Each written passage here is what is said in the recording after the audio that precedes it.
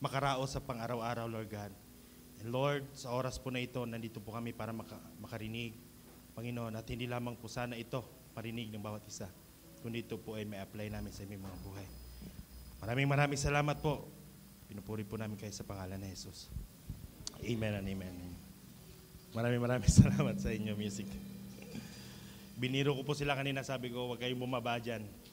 Hanggang matapos ako, dyan kayo. Para sama-sama tayong mangalay. Yan. Good morning po. Pakitapik po yung katabi mo, sabi mo, good morning. Good morning. Yan. Sa mga nanonood po, good morning po. Magandang tanghali, magandang gabi, magandang madaling araw, at magandang lalaki po ako.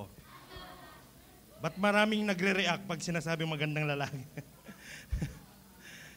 So, ngayong umaga po na ito is pag-uusapan po natin is yung forgiveness. Ayan na, nananahimik na tayo lahat.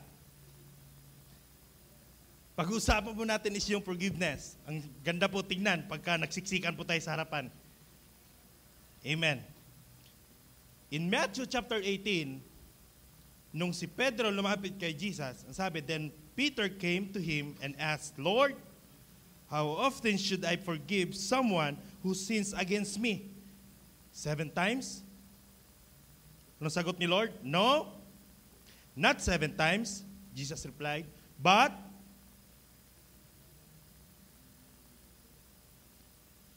70 times 7. But sa ibang translation, nasabi, but 77 times. Binaligtad, tama? Pero pagdating dito, but 70 times 7. So mamaya po maintindihan po natin. At naniniwala po ako na lahat po tayo nangangailangan po ng forgiveness. Sino dito nangangailangan ng forgiveness? Ako lang, maraming salamat, patawarin niyo ako. So lahat po tayo nangangailangan nito at lahat po tayo biktima sa tinatawag nating pagkakasala. Kaya kailangan natin ng forgiveness.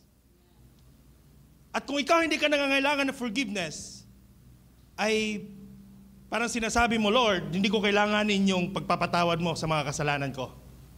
At lahat po tayo nagkasala. But ang topic po natin ngayon is yung the power of forgiveness.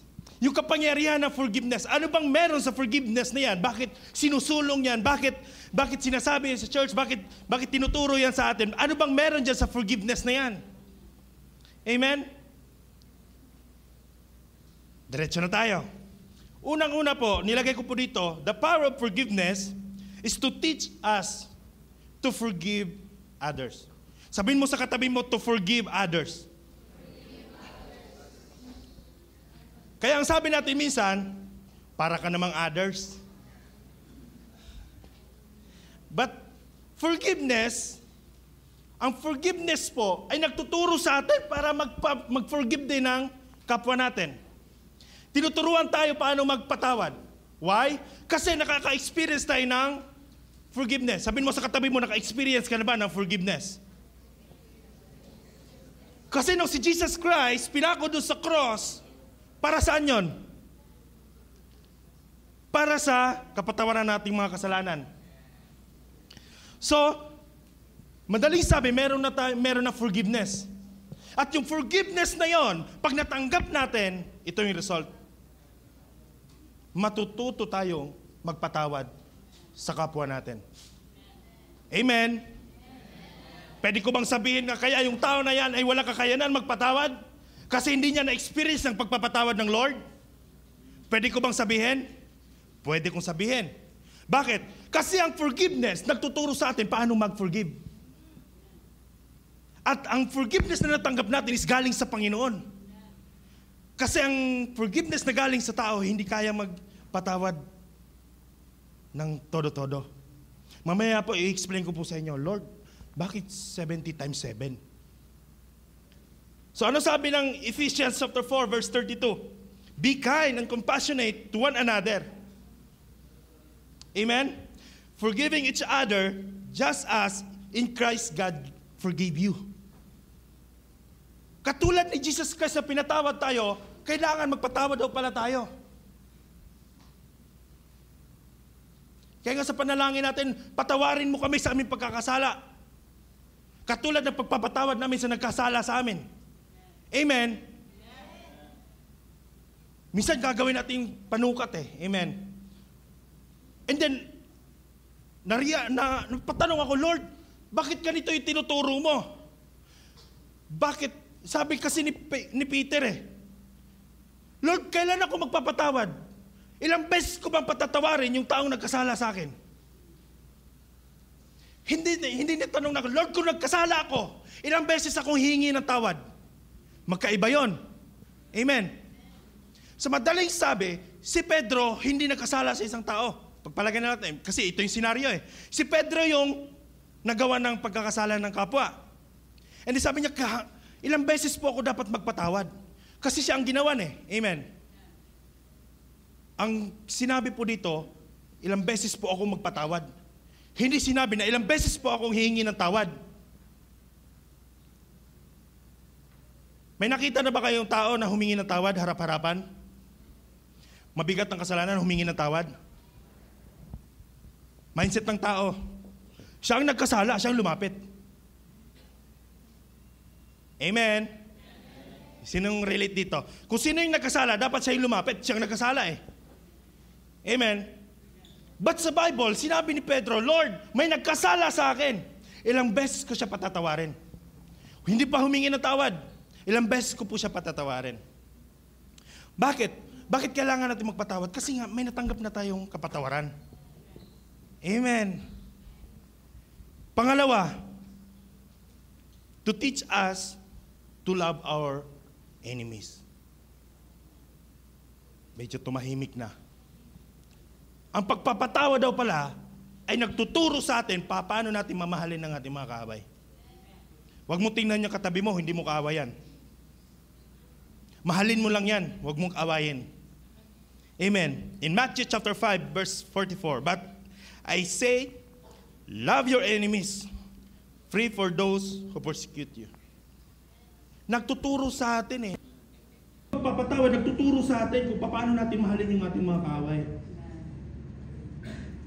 Napakabigat nito, Lord. Bakit ganito yung gusto mong mangyayari sa amin? Kailangan namin mahalin yun, Lord. May niready akong ano dito eh. Nasaan na yung baso ko dito? Ay, ito. Habang nagbubulay-bulay po ako, samahan niyo po ako, nagbulay-bulay. Hindi po ito shot glass ha. Iba kagad tingin niya eh. Habang inaaral ko po siya, Lord, malaking tanong sa akin, bakit kailangan ko magbigay ng kapatawaran? Bakit kailangan ako ang magbigay ng kapatawaran?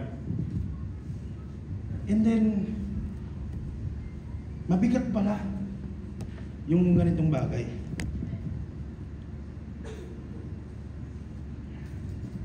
For example, ikaw ito'y nakagawa sa iyo ng kasalanan. Itong tao na ito nakagawa ng kasalanan sa iyo, ikaw ito na ginawa ng kasalanan. Ba't nagpipidback yung mic ko? Pakiano naman please.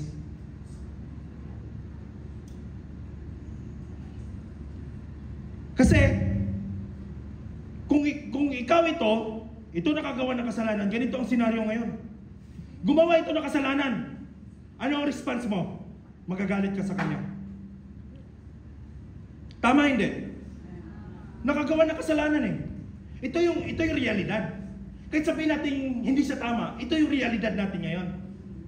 Na pag ang isang tao gumawa ng kasalanan, magagalit ka. Ang bigat ng puso mo.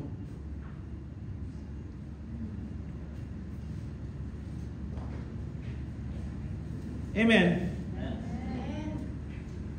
Every time na may ma-achieve ito, magagalit ka. Tama hindi? Tama hindi? Minsan pa nga, ang sabi kasi dito, love your enemies eh. Minsan pa nga kinakalaban mo pa nga eh. Pagka ito nagkasala sa'yo, tapos ito may na-achieve, kakalabanin mo eh. Habulin mo yung na-achieve niya. Ang bigat sa buhay mo. Ito yung ginawa ng kasalanan. Take note. Gusto kong i-explain sa inyo ng maayos. Ikaw ito na ginawa ng kasalanan. Ito yung taong gumawa ng kasalanan. Every time na may gawin siya at meron siyang achieve, ikaw galit na galit ka. Ang bigat ng puso mo. Ang bigat ng puso natin. Kahit ako, pag may kagalit ako, tapos siya, nagtagumpay siya, galit na galit ako sa taong yan eh. Hindi ko matitiis na magagalit ako. Bibigat ang puso ko. Pero tingnan niyo itong taong nakagawa ng kasalanan. Pag ang tao gumawa ng kasalanan niya, hingi ng tawad yan. Every time na may ma-achieve ito, walang gagawin ito. Every time na may ma-achieve ka, wala siyang gagawin. Ang gaan ng buhay niya. Nakagawa siya ng kasalanan eh. Ang problema, nahihiya siya sa iyong lumapit kasi galit ka. Sino dito yung nakarelate ka? Kaya nahihiya kang humingi ng tawad kasi galit yung hihingian mo ng tawad. Takot ka, baka sumbatan ka. Takot ka, kasi ako kasi yung nakagawa ng kasalanan, baka kung ano sabihin niya sa akin, baka sumbatan niya ako, baka magalit tuloy lalo siya sa akin. Amen? Totoo ba to? And habang nagpipray ako, Lord, ba't ang bigat? Hindi ka marunong magpatawad. Lord, ba't hindi ko kaya magpatawad?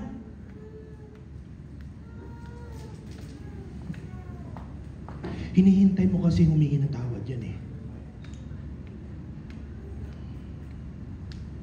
Kung ang forgiveness is magtuturo sa atin paano mag-forgive, lahat ng kabigatan mo, pag nag-forgive ka, mawawala yan. Amen? Lahat ng kabigatan mo, mawawala yan. Lahat na yan, mawawala yan sa buhay mo. Amen? And every time na may ma-achieve ito, bigyan kita. Friend na tayo eh. And every time na meron itong pupuntahan, bibigyan din kita. Ang gaan ng buhay. Amen? Amen. Forgiveness, nagtuturo sa atin paano magmahal ng kaaway. Ang forgiveness, nagtuturo sa atin paano magpatawad. Yun lang kasimple. Ano ba ang forgiveness? Turuan tayo paano magpatawad. Ano ba ang forgiveness? Turuan tayo para paano natin mahalin yung ating kaaway. Bakit sinasabing paano mahalin ang kaaway? Pag ang kapwa mo nakagawa ng kasalanan sa iyo, ang tawag mo sa kanya kaaway. Bakit naging kaaway mo siya? Kasi hindi kayo magkaparehas ng paniniwala. Kasi hindi kayo parehas, hindi kanya sinusuportahan. Kasi lahat ng mga kasi nandoon pag ikaw ay nasasaktan. Pag ikaw ay nagawa ng kasalanan. Pag tayo ay nagawa ng kasalanan, ganito tayo. Minsan na rin po ako nasaktan at ganito po ang reaksyon ko. Amen. Ang bigat-bigat eh.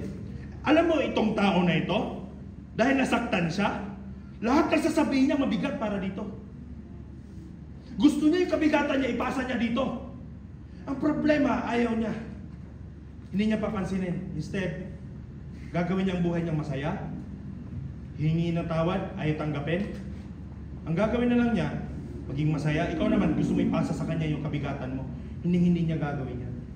Habang sa'yo nagsasaya, ikaw nagtitimpong ka ng kabigatan. The question is, sino ang gumawa ng kasalanan? Siya ba o ito? Ikaw ang gumawa ng kasalanan, ikaw pa ang nabigatan. Bakit kailangan natin magpatawad? Hindi ba provision ni Lord yun? Na kaya tayo magbibigay ng kapatawaran para hindi tayo mahirapan? Amen! Lahat ng taong nagbigay ng kapatawaran, taas noong sasabihin, nagpatawad na ako, kahit na sino, pwede ko na maging kaibigan. Kasi kung ito hingi ng tawad dito, magmamayabang ka. Kita mo, humingi ng tawad, lumuhod pa ka eh. Kung hindi lumuhod yun, hindi ko bibigyan ng patawaran yun eh. Kahit pa natin magmayabang, hindi natin ma-recognize yung kapatawaran ni Jesus Christ sa cross ng Kalbaryo. Kundi ang i-recognize mo, yung binigay mong kapatawaran sa Kanya. Pero pag ito nagbigay ng kapatawaran dito, kahit na hindi nanghingi, ibig sabihin, pinakita niya kung paano siya pinatawad ng Lord. Come on! Come on! Sabi ko sa inyo, medyo mainit-init ng lugar natin ngayon. Huwag kayong mag-alala. Sa provision ni Lord, papalamigin niya mga tenga ninyo. 2 linggo na lang. Pangatlo, last. Buti na lang may nakarinig na Holy Spirit. Forgiveness will teach us to pray for those who persecute us. Kung sino yung napipersecute sa atin, pag may forgiveness ka, tuturuan tayo paano sila ipagpipray. Hindi porkat pinipersecute ka, lalabanan mo rin ang persecution. Mali. The more na pinipersecute ka, the more dapat natin silang pinagpipray. Ganun yung estilo ng isang merong taong nagpapatawad. Pinagpipray lahat ng mga nagpo-persecute sa kanya. Wala kang mararating sa buhay mo, wala kang mapapala dyan sa kakasimba-simba mo. Pray for them.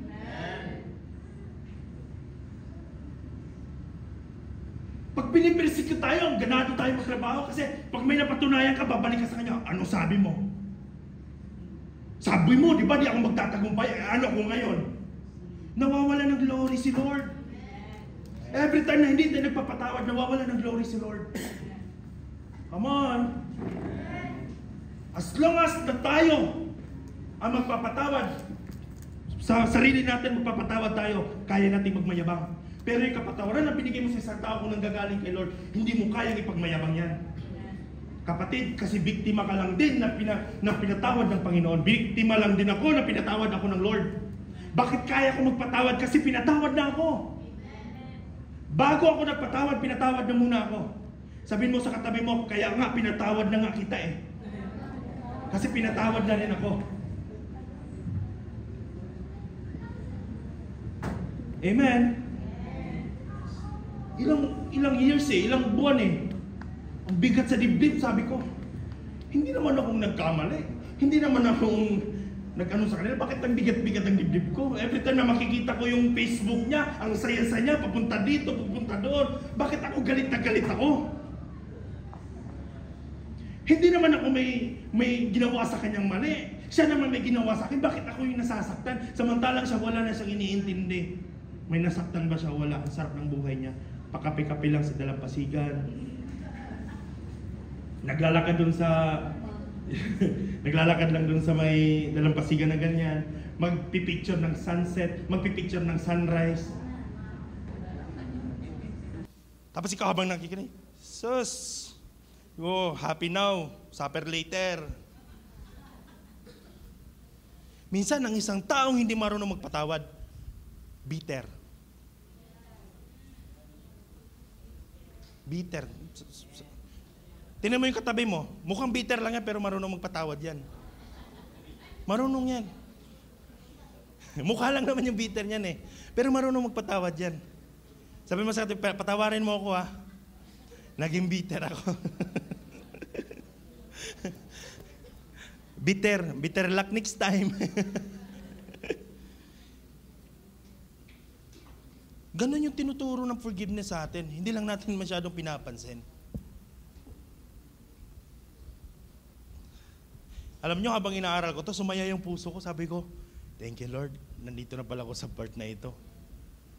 Nasa part na pala ako ng pagbibigyan ng kapatid. Kaya pala, siya minsan sasabi niya, para kang timang, bilis mo humingi bilis magbago ng puso mo. Kasi, tao lang tayo. Minsan nagagalit tayo, minsan nagtatampo tayo. Pero hindi porket tao ka lang, gagawin mong dahilan yon para manatili dyan sa unforgiveness. Kasi ang destiny natin is yung forgiveness. Kaya nga kailangan natin ng forgiveness para makapag-forgive tayo. Amen? Pwede po ba tayo magbigay?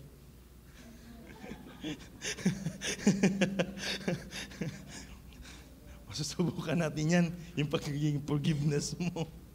Number 4, it's teach us to act like a children of God. Sa pool. Ang forgiveness, tuturuan tayo paano umarte or paano kumilos as a children of God. We claim that we are children of God, yet hindi natin ginagawa kung ano yung imahe ng isang children of God. God, the word God. We are the children of God. Dapat kumilos tayo ayon sa wangis ng Panginoon. Nakalakip na kasi sa atin anak tayo ng Diyos. Hindi ka anak ni Josh. Anak ka ng Diyos. Diyos ka sa amin. Anak ka na ng Diyos eh. Dapat ang pagpapatawad, tatak na sa atin yun kasi anak ka ng Diyos. Sabi mo sa katabi mo, anak ka pala ng Diyos. Bakit parang hindi ko ramdam? Anak ka ng Diyos. Kaya marunong ka dapat magpatawad. Sabi ng iba, anak pa rin pala ako ni Lord, kahit hindi ako nagpapatawad. No? Kahit hindi ka marunong magpatawad, anak ka pa rin ng Diyos. Pero hindi porket hindi ka marunong magpatawad, is mananatili ka dyan sa area na yan. Kaya nga may Word of God para i-correct tayo eh. Kaya nga mayroong Word of God, mayroong Bible, para pag nagbasa ka ng Bible, marirealize mo. Ito pala yung stand ko ngayon. Christian ako, naniniwala ako kay Lord, but hindi ako kumikilos as a children of God.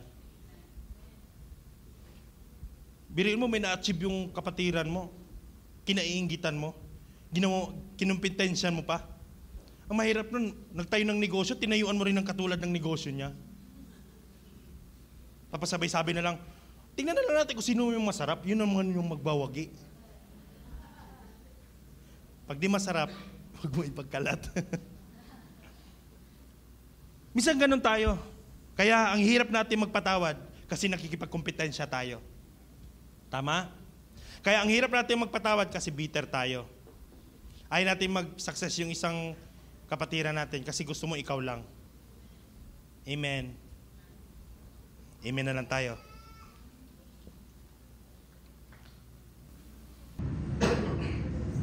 Sabi ng verse 45 ng Matthew chapter 5, in that way, you will be acting such true children of your Father in heaven.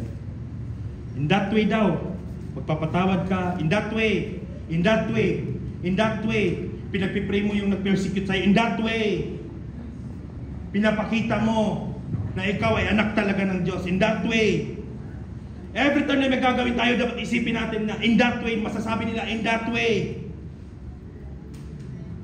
anak tayo ng Diyos. Nagla-life group ka, in that way, napapakita mo na anak ka ng Diyos. Amen. Sumusuport ka sa gawain, nagmi-ministry ka, in that way, pinapakita mo na anak ka na ng Diyos. Ipinapakita mo, pinapahayag mo na anak ka na ng Diyos. But hindi pa rin nasagot ang tanong, how often I should forgive to those who have sinned against me? Ilang beses nga ba talaga tayong magpatawad? Kung 70 times 7 lang ang pag-uusapan, ilang magkano yun? 490, I think 490 lang. Sa palagay mo, kaya mong konsumin yung 490 magpatawad sa buong buhay mo? Kaya mo i-consume? Di mo kaya i-consume? Ibig ba sabihin, meron tayong 490 na pagpapatawad para sa isang tao? Sabi niya, dapat pala magpatawad ako. But, in Hebrews, ang sabi diyan, tamim. Ang ibig po sabihin ng 490 is tamim. Ang ibig sabihin po ay complete or perfect finish. Ganun lang kasimple.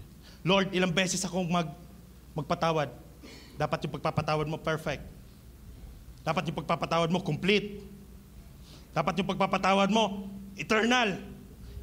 Hindi porket binanggit niya ang 490 is gagawin mo 490. No? Kasi ang ibig sabihin ng 490 is complete. Pag nagpatawad ka, complete. Sabihin mo sa katabi mo, complete. At sa ibang translation ng 77, ang ibig sabihin po is spiritual awakening.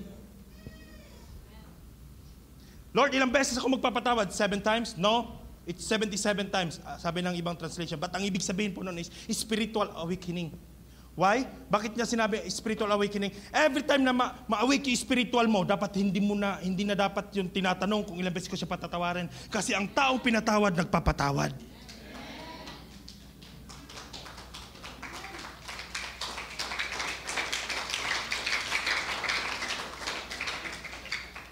Ang taong pinatawad, nagpapatawad. Kung marunong ka magpatawad, diyan mo pinapakita na anak ka talaga ng Diyos.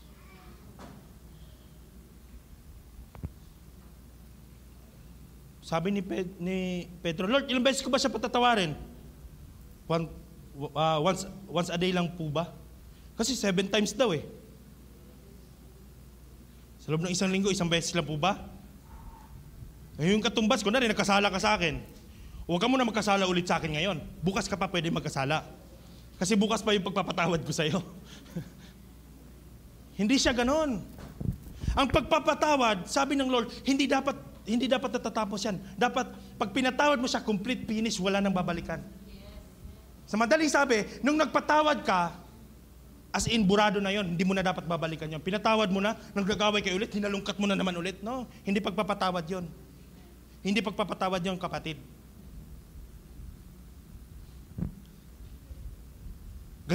Minsan ganun tayo. Pinatawad mo isang tao, nakagawa ng pagkakamali ulit. Nag-away kayo ulit, babanggitin mo na naman yung pagkakasala niya noon. Hindi forgiveness ang tawag doon. Reserve. Huwag kang magkamali sa akin. May pinanghahawakan ako sa'yo. Meron kang ni-reserve para sa kanya. Iba-blackmail mo siya ngayon. So, sino na may control? Ikaw na, hindi na si Lord. Amen?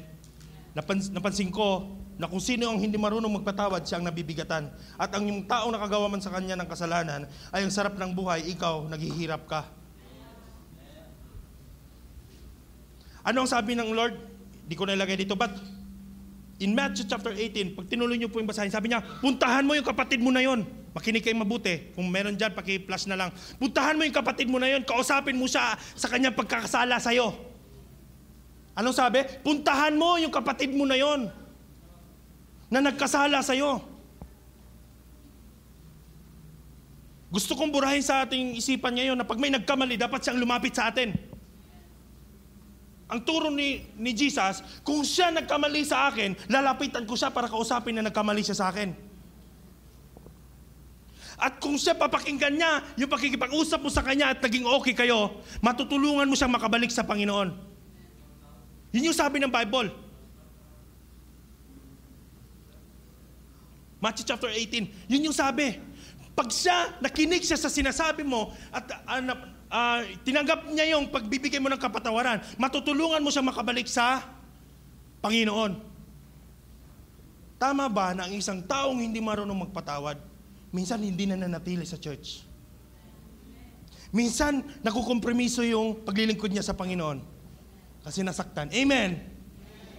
Amen? Minsan, dahil nasaktan ka, dahil nandito ka ngayon, nandito sa sitwasyon na ito, dahil sa kagustuhan mong siyang lalapit sa atin, at hindi talaga mangyayari kasi nahihiya siya, takot siya sa iyo. Kaya ang sabi ng Lord, puntahan mo siya. Mapapansin mo yung isang taong nagkasala, biglang nawawala. Sabi nga ng iba, ba't ka aalis kung hindi naman ikaw ang may mali? Parang sinasabi mong talo ka.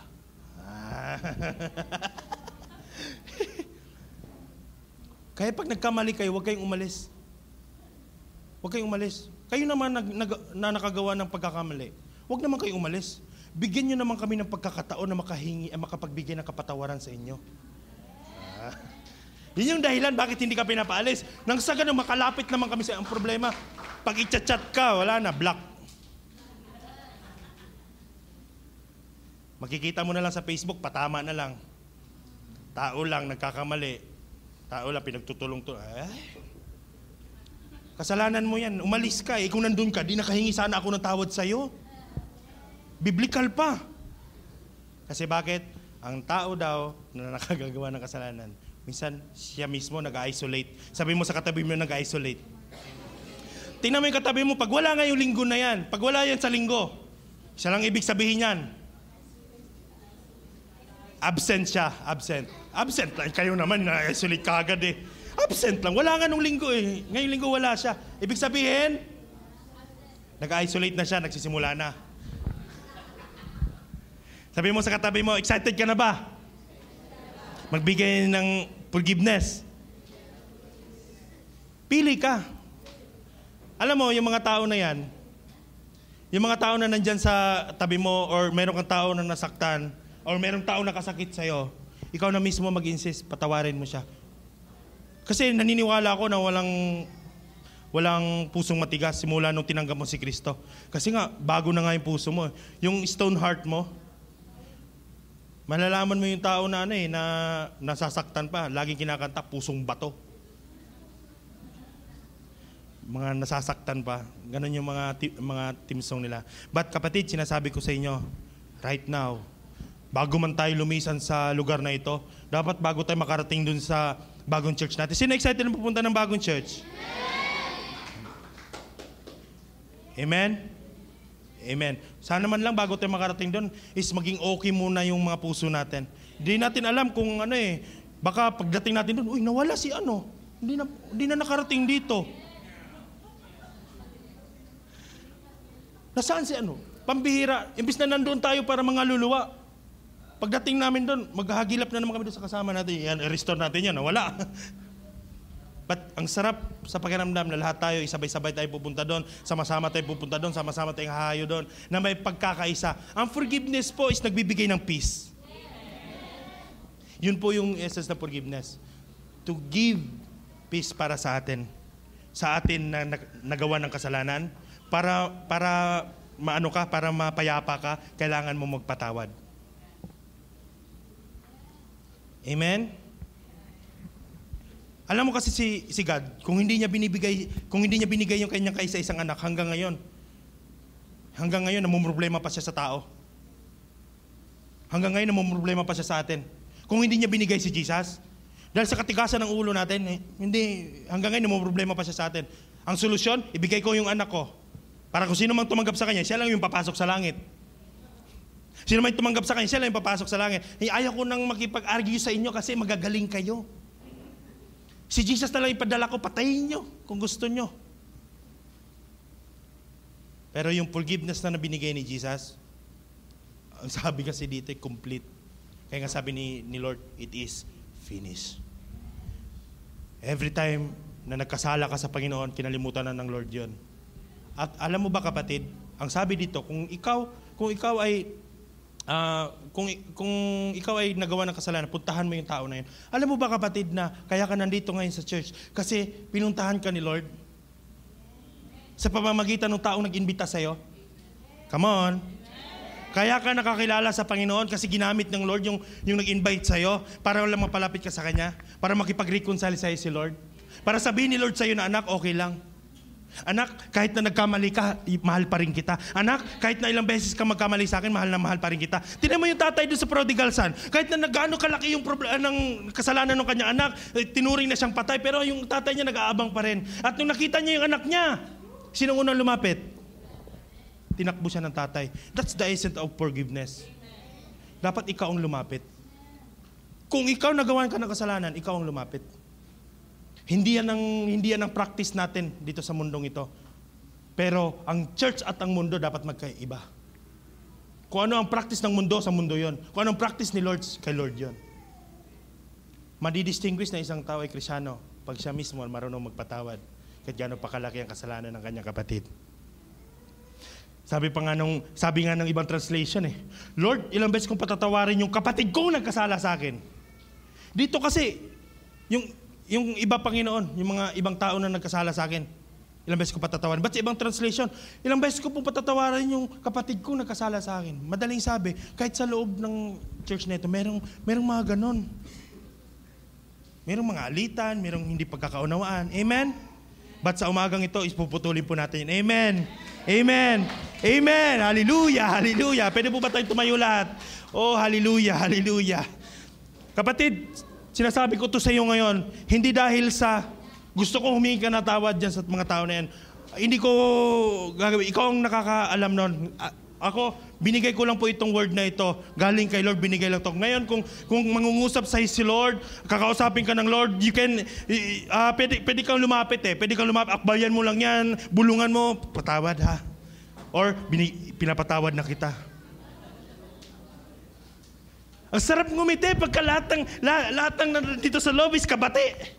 masarap ngumiti pag ang lahat ng tao dito ay kabate. Hallelujah. Ibang tipong pagkatapos ng church, hindi ka magmamadaling lumabas kasi lalapitan ka na ni lalapitan ka na ni ano. But nandito ka ngayon para restore tayo ng Lord. Amen? Alam mo kapatid, bakit ka nandito? Kasi nangusap na sa'yo si Lord. Sabihin mo sa katabi mo, nangusap na sa'yo si Lord. Oh, hallelujah, hallelujah, hallelujah. Kaway-kaway sa likod. Kaway-kaway sa harapan, sa gilid, sa katabi mo. Tapikin mo yan. Pinapatawad na kita, ha? Patawarin mo na rin ako. Hallelujah, hallelujah, hallelujah.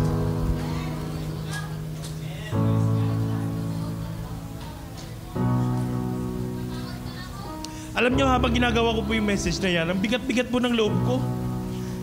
Sabi ko, Lord, dapat hindi ganito yung puso ko eh. Kung mapapansin nyo, every time na nanalangin, Lord, ayusin mo yung puso namin. Ayusin mo yung puso. Hindi dahil sa marami akong kailangang hingi ng tawad or maraming nagkasalat lang. No. Ba't nararamdaman ko sa loob mismo ng church, nag-iiwasan, alam mo yon, yung hindi nag-uusap, hindi okay, lilipat na lang, dadalhin pa yung spirit na nanggaling dito, dadalhin na naman sa bagong church. Sabi ko, Lord, hindi pa pwedeng ganon. Dapat ang forgiveness sa loob ng church nag-overflow. Amen? Dapat ang forgiveness sa loob ng church nag-overflow. Nag-overflow. Nag-overflow.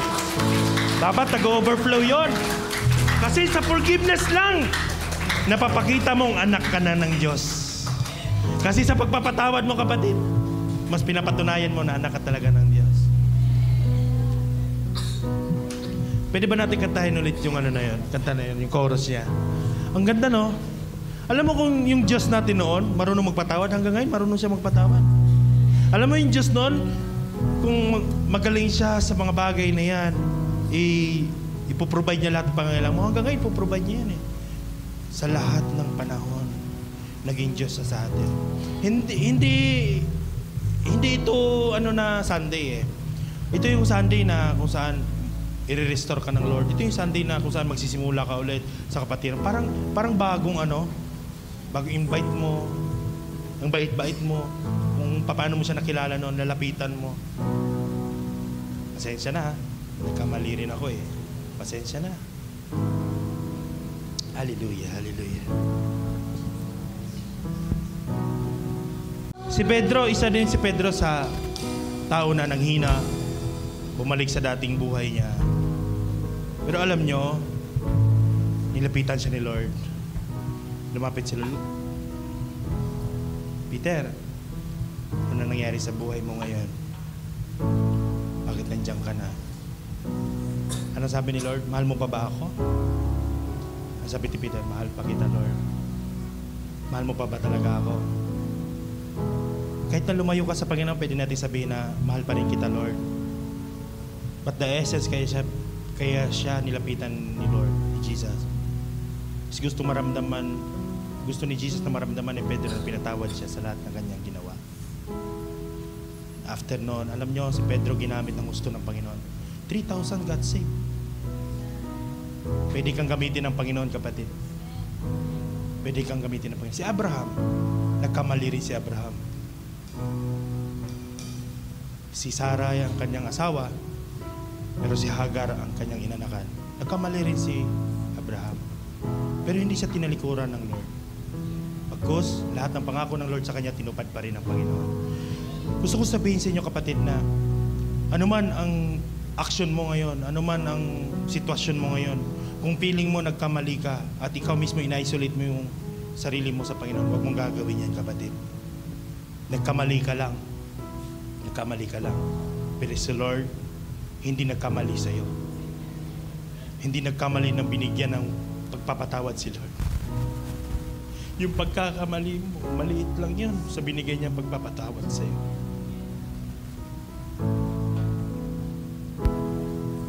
Pwede mo taas yung kamay mo.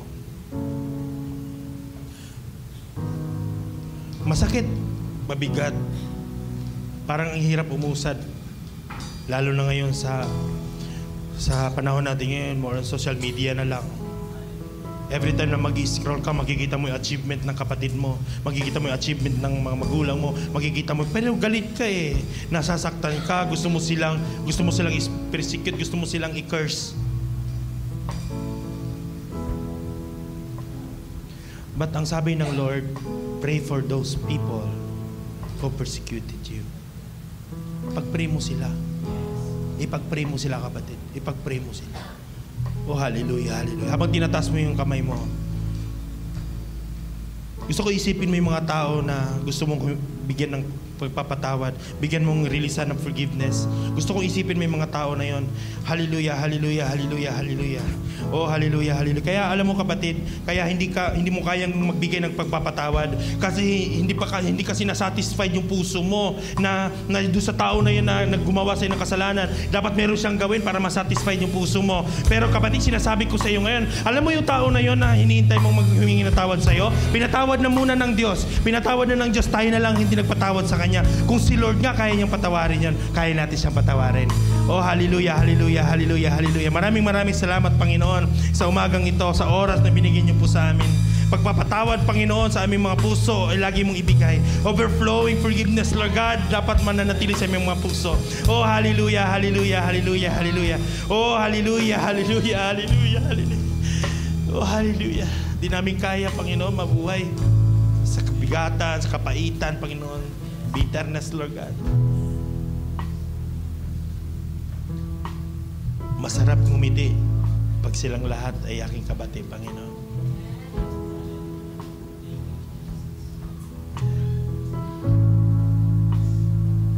Sa tulong mo, Panginoon, pagtutulungan, unity, Lord God, is mabubuo sa pamamagitan ng pagpapatawad, Panginoon.